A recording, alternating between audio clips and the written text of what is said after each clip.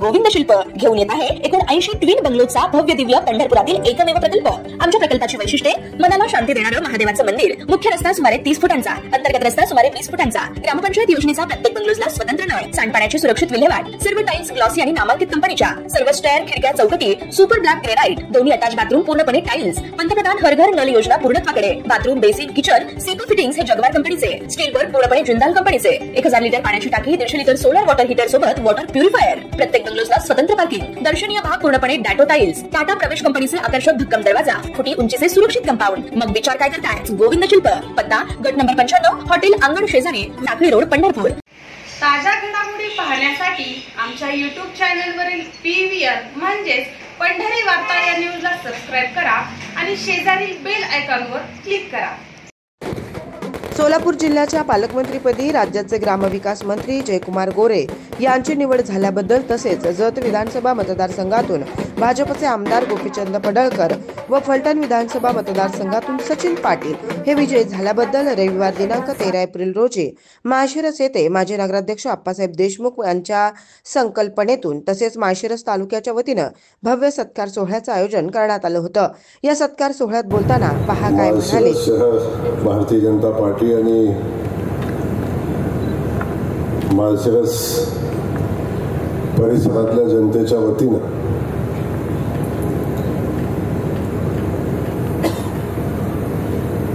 माझा सत्कार,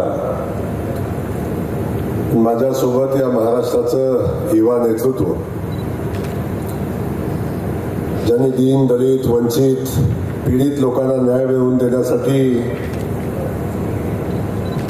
प्रचंड मोठा संघर्ष केला, ते सन्माननीय जत विधानसभा मतदारसंघाचे आमदार गोपीचंद पडळकर साहेब यांचाही सत्कार या निमित्तानं आज माळशिरसकरांनी घेतलेला। अशा या सत्कार समारंभाच्या कार्यक्रमासाठी उपस्थित असलेले नुकतंच त्यांनी आपलं मनोगत व्यक्त केलं आणि पुढच्या कार्यक्रमासाठी गेलेले सन्माननीय रणजित दादा या ठिकाणी उपस्थित असेल आणि गेल्या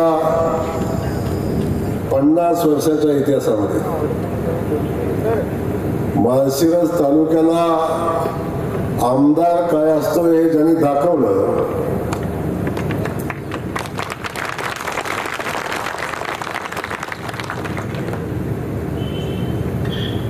प्रचंड मोठं काम, ज्याला विकास पुरुष म्हणता येईल,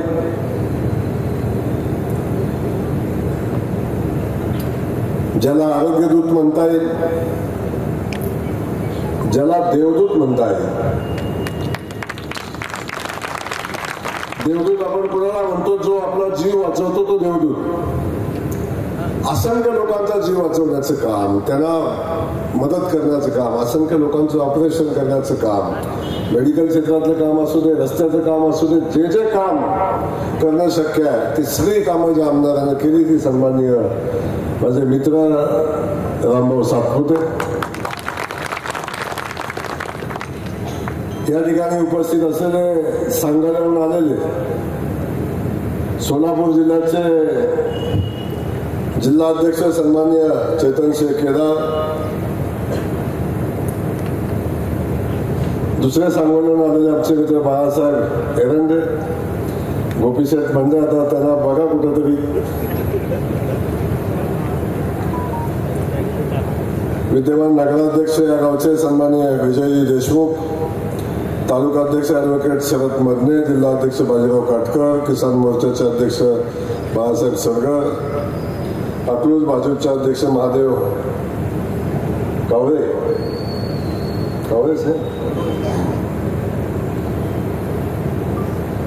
माऊली हळनवर, DY राऊत, अमोल करंडे, ज्येष्ठ नेते सोपान काका नागनवर, अनेक युवक नेते पाठीमागे बसलेले आहेत। स्टेजवरचे सगळे सन्माननीय आणि समोर बसलेले वाजले 10 आणि मला वाटत होतं 10 वाजत आलेत, माझ्या भाषणाला कोण बसते का नाही राहते का नाही. पण खरी परीक्षा शेट कधी असते, ज्याच्याकडे अध्यक्ष बसेल असतं ना त्याची परीक्षा असते. कारण मुद्दा काय राहतो का नाही पहिला विषय असतो, तो ठरवून आलेला बोलता येईल का नाही हाही विषय असतो, कारण त्याच्या आधीच कोणतं बोलून घेतलं असतं. सगळ्यांच्या भाषणानंतर उठून बोलणं, तेव्हा आज बघतोय आपण सगळे जसेच तसे अजून काही माणसं येत आहेत, इथंपर्यंत पोहोचत आहेत. तेव्हा आमच्या आप्पासाहेबांनी जो स्नेह लोकांचा मिळवला आहे, जो लोकसंग्रह मिळवला आहे, त्याचं मी मनापासून या ठिकाणी कौतुक करेन. आप्पासाहेब, आपण माणसाला माणूस जोडून आपल्या सगळ्या सहकार्य, सगळेच नगरसेवक आहेत, गावकरी आहेत, माणसाला माणूस जोडून ताकदीनं आपण एक संघटन उभं केलंय. आणि आज तुम्ही आमचा सत्कार घेतला आणि आप्पासाहेबांनी सांगितलं की महाड तालुक्याला झाला नसेल एवढा आनंद आमच्या माळशिरस तालुक्याला झाला आहे. मगाशी बोलता बोलता रणजित दादांच्या सांगितलं की विधानसभेची निवडणूक कुठल्या लढवणार अशी परिस्थिती झाली. पण मी नम्रपणे सांगेन की माझ्यावर जबाबदारी रामभाऊला आमदार करायची आहे.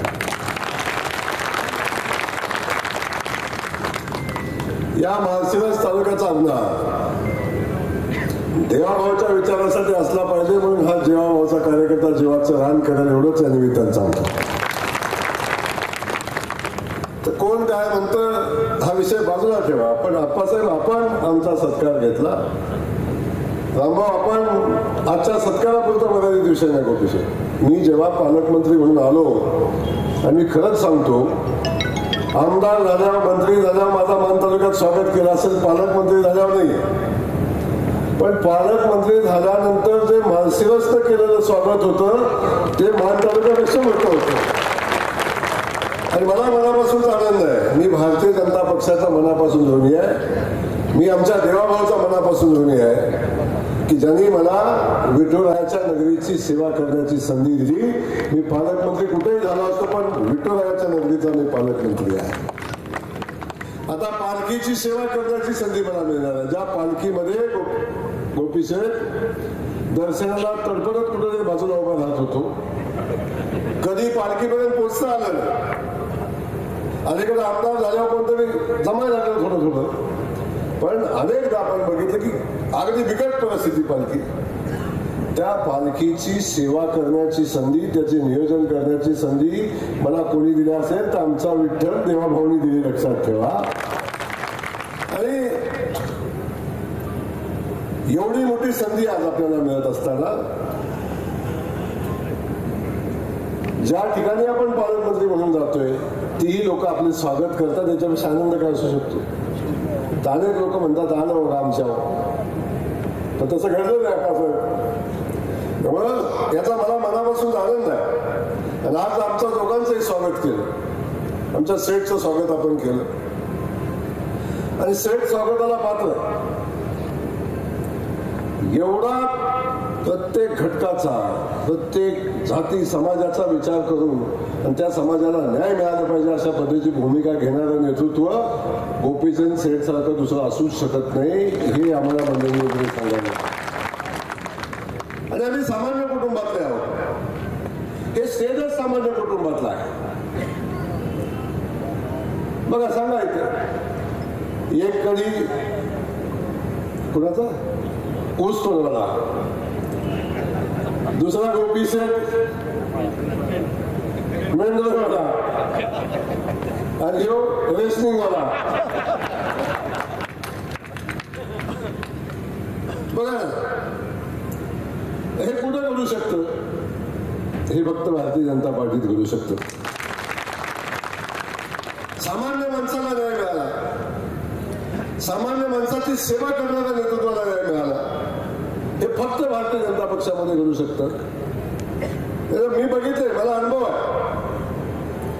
त्यामुळं ही लढाई आम्ही करत असताना प्रचंड संघर्षात, गोपीशेठ मी मगाशी विषय काढला,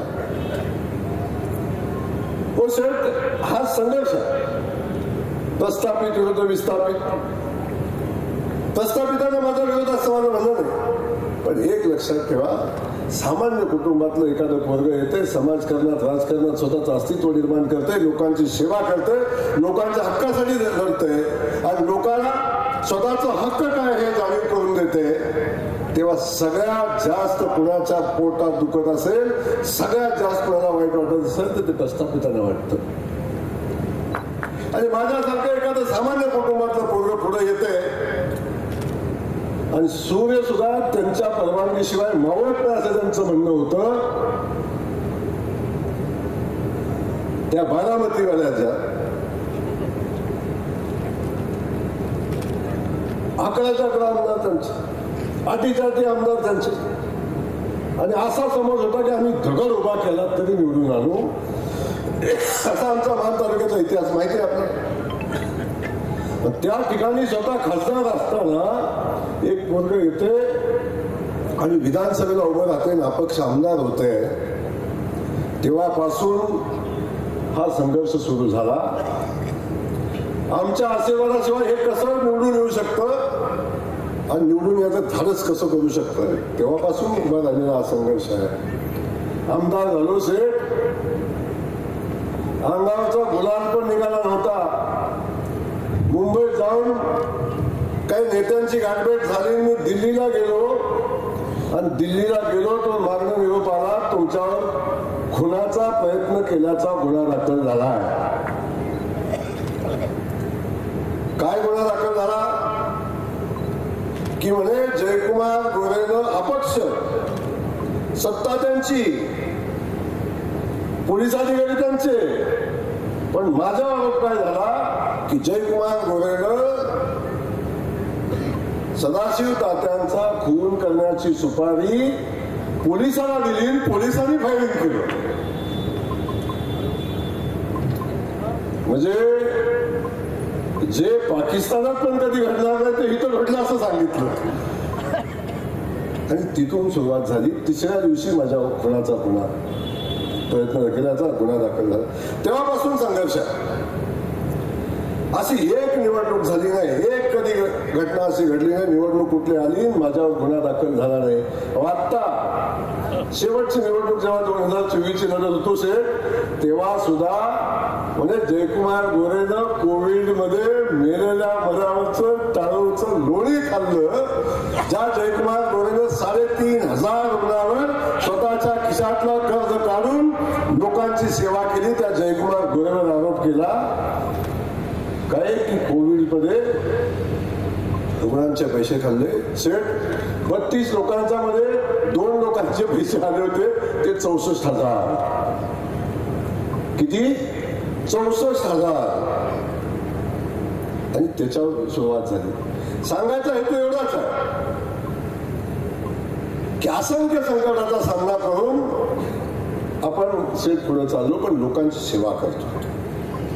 मला सांगायला अभिमान, आनंद आहे. सेठ इथं खूप मोठे नेते झाले माळशिरस्ता म्हणून अनेक जण सांगतात, पण आजही माळशिरस तालुक्यातल्या 22 गावांना शेतीला पाणी नाही, ही परिस्थिती आहे. सेठ ज्या तालुक्यामध्ये एकही गावाला शेतीला पाणी नव्हतं, जानेवारी महिना आला की पिण्याच्या पाण्याला टँकर मागायला येणारी जनता, त्या तालुक्यामध्ये मानखटावचं नाव ऐकलं की आपण सगळ्यांनी बघितलं की कुठेही जावा महाराष्ट्रात, भारताच्या कोपऱ्यात जावा, मानखटावामध्ये मानखटावचं नाव ऐकलं की तोंडाचा नकाशाच होतो लोकांचा. त्या मानखटावामध्ये 3 वर्षामध्ये एकही गाव असं जाणार नाही की ज्या गावामध्ये शेतीचं पाणी पोचलं नाही. हे काम मानखटावच्या मातीमध्ये उभं राहिलं, कारण सामान्य सामान्य शेतकऱ्याचं पोरग आमदार झालं, त्याला पाणी नसल्यावर काय दुःख आहे, शेतातलं पीक झाल्यावर बापाची हालत काय होते. आणि डोक्यावर हंडा घेऊन आईनं पाणी आणून मला आंघोळ घातली, त्या आईचं डोक्यावरचा हंडा असताना झालेल्या आईला झालेल्या वेदना ज्या पोरानं बघितल्या त्याला पाण्याचं महत्व माहिती आहे. सोन्याचा चमचा तोंडात घेऊन आलेल्याला काय कळेल. एवढा विकास, एवढं सगळं सांगता तुम्ही, एवढी मोठी नावं सांगता, तर का माळशिरस तालुक्यातल्या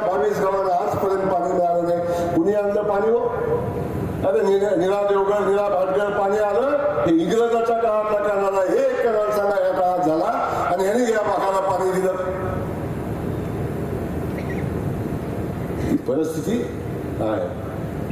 आणि म्हणून आमच्यासारखी विस्थापित मुलं राजकारणात आली, याला कारणच गोपीशेठ हे आहे. जर यांनी आधीच मानखटावला पाणी दिलं असतं तर हे पीक कशाला उगवलं असतं, कशाला उगवलं असतं. तर मग नेटानं संघर्ष करा, लोक तुमच्या सोबत आहे. अहो पराभव आहे त्यांचा, अख्खी दुनिया काही ना एका बाजूला असताना हा वाढ लढला 12,000 मतांना. मला तर माहिती असते ना आधी, थोडीशी जरी कोण लागली असते ना, एवढं जवळ आहे. अरे काय सांगू तुम्हाला.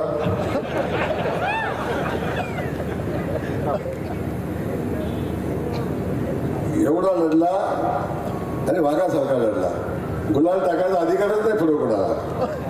आणि आज पण या भागाचा आमदार, जनतेचा आमदार असल्यासारखा बिचारा काम करतोय, रात्रंदिवस मेहनत करतोय. आज एक दिवसातनं 2 वेळा 3 वेळा फोन करतो, भाऊ हे करायचं, भाऊ ते करायचं, भाऊ ह्याला फोन करा, भाऊ त्याला फोन करा. एवढी तळमळ कुणाला असते. या माणसाला ती तळमळ आहे. अनेक लोकांनी बातम्या छापून आणल्यामुळे जयकुमार गोरे फक्त माळशिरसचाच पालकमंत्री आहे का. अरे माळशिरसचं तर पालकत्व आहेच, सातपुते साहेबांचं पालकत्व आहेच आहे. पण या सोलापूर जिल्ह्यामध्ये नाही, महाराष्ट्रामध्ये ज्या ज्या ठिकाणी शेतकऱ्यांना, दलित, पीडित, वंचितांना गरज लागेल तिथं तिथं हा जयकुमार गोरे त्यांच्या सोबत आहे. आपल्याला सगळ्यांना मला एवढंच या निमित्तानं सांगायचं की बाकी सगळं होतं, बाकीच्या सगळ्या गोष्टी होत राहतील, पण आपण जे धोरण घेऊन पुढे चाललोय, जी मोहीम घेऊन पुढे चाललोय, ती मोहीम आपल्याला अंतिम न्यायची. या लोकसभेच्या निवडणुकीत मी आलो गोपीशेठ, लोकांनी काय सांगितलं असं, भाऊ बाकी काय नको, 22 गावात तुम्ही सांगा की आम्ही पाणी देतो. आमचा तुमच्यावर विश्वास आहे, आमचा इथल्या पुन्हा विश्वास नाही. खरंय का नाही, खरंय का नाही. हा विश्वास जयकुमार गोरेने मिळवलाय, कारण पृथ्वीच्या अंतापर्यंत पाणी येणार नाही म्हणून जी बारामती सांगत होती, त्या मानखटावच्या मातीत जयकुमार पाणी घेऊन आलाय. तर लोकांना वाटतं की हा माणूस आपल्याला मदत करू शकेल. आता तर रणजित दादांनी प्रयत्न केले, सातपुते साहेब प्रयत्न करतायत, आणि मी खात्रीने सांगतो आता राहिलेल्या 22 गावांना मीरा देवगडचं पाणी येणाऱ्या 2 वर्षाच्या आत या 22 गावांना पाणी मिळणार. हा सगळा संघर्ष आपल्या सगळ्यांचा आहे. पण आपल्या सगळ्यांना मला या निमित्तानं एवढंच सांगायचं की हे सगळं आपण पुढे घेऊन चाललो. बिलकुल चिंता करू नका. इथं किती दहशत, किती विषय होता, पण मी तुम्हाला सांगू, आपण गावखेड्यातले आहे का नाही, सगळे कुठले आपण, सगळे आपण गावखेड्यातले का, सगळ्याच्या घरी आपण रस्त्याला ज्याचं घर आहे ना, आणि एखादा कुत्रा पाळलं का नाही, आपण कुत्रा इमानदार असतो, काय असतो आपण पाहतो. एखादी गाडी सेट आली ना, पुढं गाडी आली लागतं माग, गाडी आली की लागतं माग. कोणी जेवढा गाडी पळवल तेवढं मागं पळतं होतं, पळतं का नाही, पळतं का नाही. जेवढी गाडीचं स्पीड वाढवू तेवढं त्याचं स्पीड वाढलेलं असतं. थोडस स्पीड कमी केलं की त्याचं स्पीड कमी होतं. गाडी थांबवली की ते थांबते,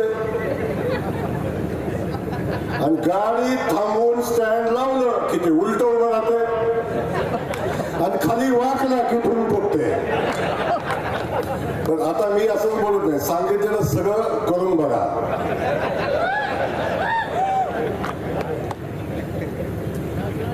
सांगितलेलं सगळं करून बघा. त्यामुळे एक लक्षात घ्या, आपण पुढे पाहिलो की ते मागं पळतं, आणि आपण उलट पाहिलं की ते पुढे पळतं. त्यामुळे अजिबात चिंता करू नका. आपला भ्रम असतो ना, तो भ्रम असतो. त्यामुळं इथं बाकी काही नाही. आता इथं आपण सगळ्यांनी मिळून भारतीय जनता पार्टी वाढवण्याचं काम हातात घ्यायचं, लोकांची सेवा करण्याचं काम हातामध्ये घ्यायचंय. अरे मोदीजींनी आज सामान्य माणसाचा विकास करण्याचा संकल्प करत असताना सामान्य माणसाला जे लागेल ते देण्याचा निर्णय घेतला. आज महाराष्ट्राचे मुख्यमंत्री म्हणून देवेंद्र फडणवीस साहेब काम करतायत, सामान्य माणसाचं काम करतायत. आज मगाशी बोलताना आपण सांगितलं पालखी मार्ग, अनेक नेते होऊन गेले तर, आणि इथं माझे पत्रकार बांधव इथं बसला, माझा सवाल आहे तुम्हाला. अरे विठ्ठलाच्या नगरीमध्ये मुख्यमंत्री म्हणून अनेक लोकांनी आले, त्या विठ्ठलाच्या पूजेसाठी वाद घातले, पूजा केली, विठ्ठलाची पूजा केली. अनेक लोकांनी या पालखीच्या बाबतीत राजकारण केलं, पालखीचा वापर करून राजकारण केलं. पण एक गोष्ट लक्षात ठेवा, कधी कुणाला वाटलं नाही की ह्यो पालखी मार्ग करावा, पालखीने जाणाऱ्या माझ्या वारकऱ्याला किती त्रास होतोय याचा कधी कुणी विचार केला नाही. तो विचार आमच्या नरेंद्र मोदींनी केला, तो विचार आमच्या नितीन गडकरी साहेबांनी केला, भारतीय जनता पक्षाने केला. आज भव्य असा पालखी मार्ग इथनं जाताना दिसतोय. आज कुणी केलं आजपर्यंत? दिसला कधी पालखीचा मार्ग? दिसला कधी? या सगळ्या गोष्टीचा विचार आपण कधी ते केला पाहिजे. म्हणून माझं आपल्या सगळ्यांना सांगणं आहे, बाकी अजिबात चिंता करू नका. आणि असे किती स्पीड ब्रेकर आले. आप्पासाहेबांना नाही चिंता, भाऊ कसं कसं आहे का, बरं आहे ना, काय गडबड नाही ना. आप्पासाहेब ही एवढं स्वस्त आहे का? एवढं स्वस्त आहे का?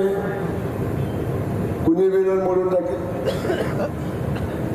अशा अनेक संकटाच्या छातीवर उभा राहून हा जयकुमार गोरे पुन्हा पुढे गेला. लक्षात ठेवा, भारतीय जनता पक्ष देवेंद्र फडणवीस शून्यात निर्माण झालेली नेतृत्व सहज नाही म्हणू शकत कोण कोणी. आणि सत्य कधी संपत नाही, सत्य कधी संपत नाही. सत्य परेशान होत, सत्य परेशान होता. सत्य कधी हारत नाही. लक्षात ठेवा, वेळ लागतो, टाइम लागतो, पण येते. आणि आपलं तर काम, मी सांगितलं पहिल्यापासून, मी सांगत होतो, आपलं तर काम आहे आपण कोणाच्या वाटेला जायचं नाही, आपल्या वाटेला सोडायचं नाही. आपला फंडा क्लिअर आहे. आणि 6व्या टप्प्यात आल्याशिवाय हात घालायचा नाही. अनेक 6व्या टप्प्यात आलेली आहेत. एक माझ्या केस झाली मेसेज, त्याच्यामध्ये एक मेसेज असाही सापडला आहे की अकलूजचं पोचलेलं आहे.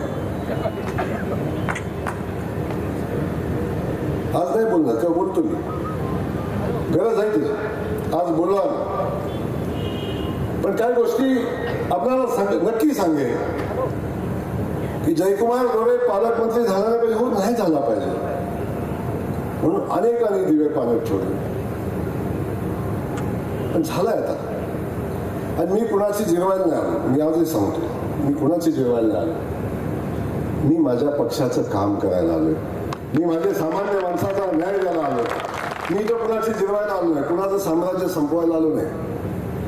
मला माझ्या पक्षाने जबाबदारी दिली तर भारतीय जनता पक्षाच्या वाढीची आणि इथं सामान्य जनतेच्या सेवेची जबाबदारी माझ्यावर दिली.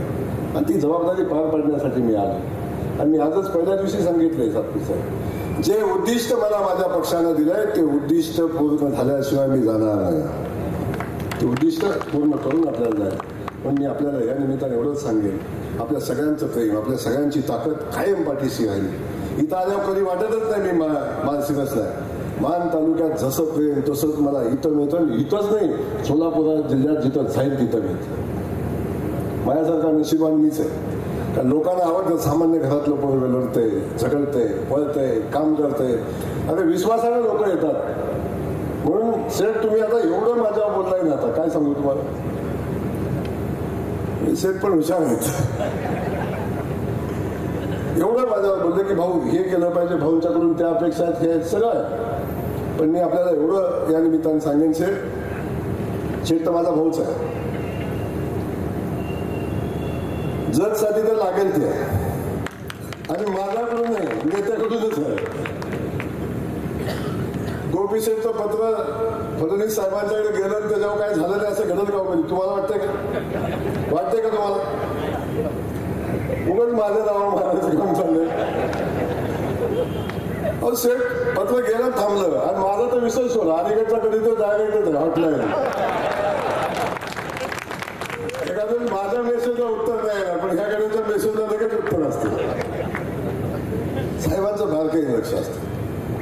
आणि असे अनेक अनेक सामान्य घरातले नेतृत्व या देवेंद्र फडणवीस साहेबांनी तयार केलेले आहे. आता एकाही ठिकाणी नाही.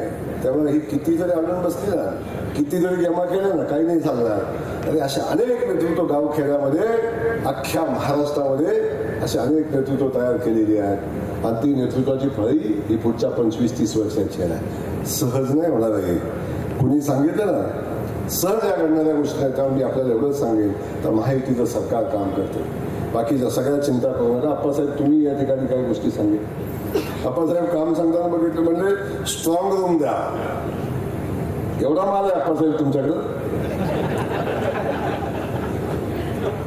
बद्दल आप्पासाहेब एवढंच सांगतो, जे तुमचं आहे ते तुम्हाला मिळेल, बस. बाकी काय बोलणार नाही.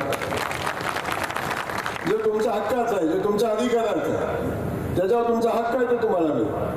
आपल्याला कोणाचा हक्क नाही काढून द्यायचा.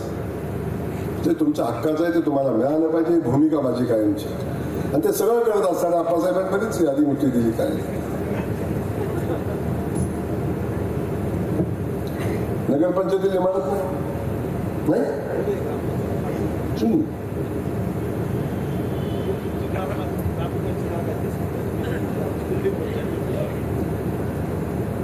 आता वाटलं का माळशिरसची इमारत मोठी 10 मजली असेल,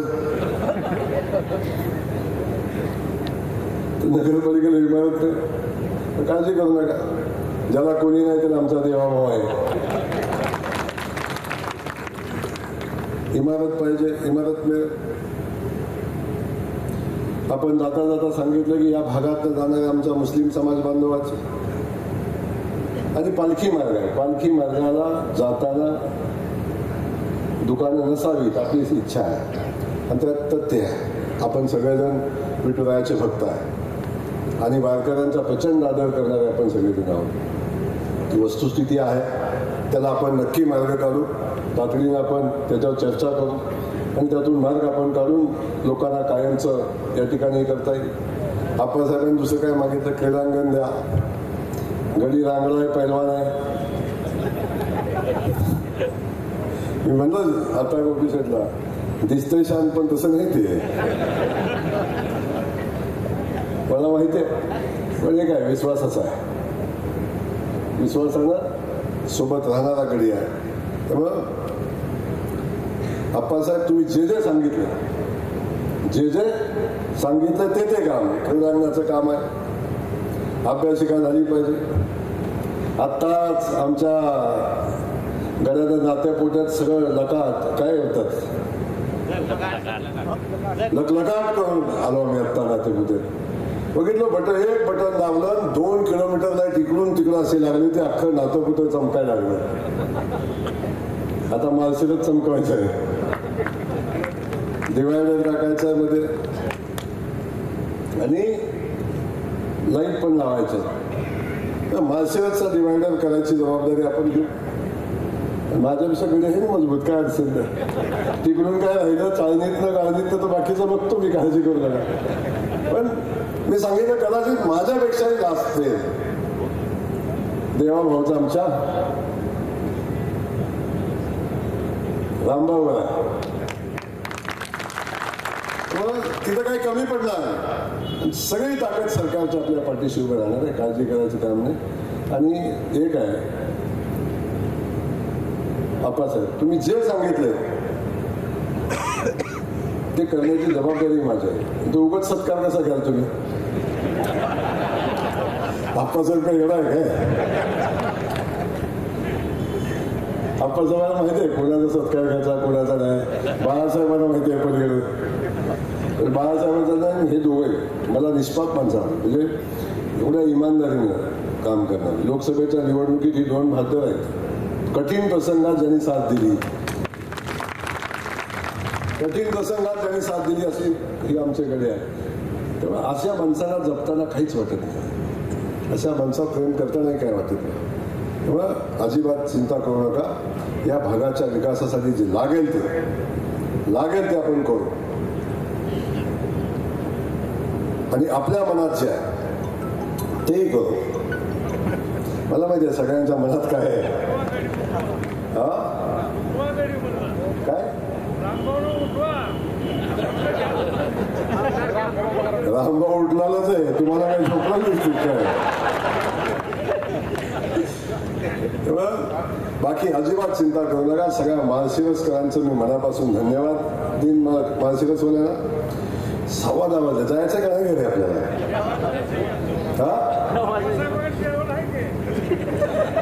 म्हणूनच बसलाय. कीर्तन चाललंय पण चादर आपलं गोगडा अडकलंय म्हणून बसलाय. असं काय नाही ना, कारण कार्यक्रम संपल्याशिवाय जेवण चालू होणार नाही म्हणून इथून बसलं. बाकी सगळ्या गोष्टी बाजूला ठेवू. पण आज मी माळशिरसकर अप्पासाहेब मनापासून आपल्याला धन्यवाद देईन. ओपी सेठ सारखा नेता आज राज्यामध्ये काम करतो, त्याचाही आपण सत्कार घेतला. योग्य माणसाचा सत्कार आपण या ठिकाणी घेतला. आम्ही दोघे सख्खे मित्र आहे, सख्खे भाव आहे. तेव्हा जेव्हा जेव्हा संकट येतं त्यांनी सांगितलं छातीचा पोट करून उभा राहू. मला पहिली बातमी आल्यावर सगळ्यात पहिला कधी तो चालता माझ्याकडे, भाऊ आता काय करायचं सांगा. म्हणजे काही नाही, एक सगळ्या संकटातून मार्ग निघत असतात, पण ते संकट काही कोण आपल्यासोबत आहे महत्वाचं राहतं. आपल्या सगळ्यांच्या वतीनं ओपी सेठलाही मनापासून मी भविष्यासाठी शुभेच्छा देईन. अप्पासाहेब आपल्याला शुभेच्छा देईन आणि रामभाऊला तर शुभेच्छा सदा सर्वदा आपल्या राहतील. आपण माझा सत्कार केला आणि आम्हा सगळ्यांना या ठिकाणी बोलवलं, पण आपल्या मनापासून धन्यवाद. असंच प्रेम राहू द्या. आणि मी तुम्हाला पहिलाच सांगितलंय की जयकुमार गोरे कधीही रंग ठेवणार नाही. जी मदत जी ताकद तुम्ही आमच्या पाठीशी उभी केली कठीण प्रसंगात, त्या ऋणातनं जयकुमार गोरे उतराय व्हायचा कायम प्रयत्न करेल. हा माझा शब्द आहे म्हणताना आपल्या सगळ्यांना मनापासून धन्यवाद देतो आणि थांबतो. जय हिंद, जय महाराष्ट्र. पुरुषोत्तम सोलापूर जिल्ह्याचे नवनिर्वाचित पालकमंत्री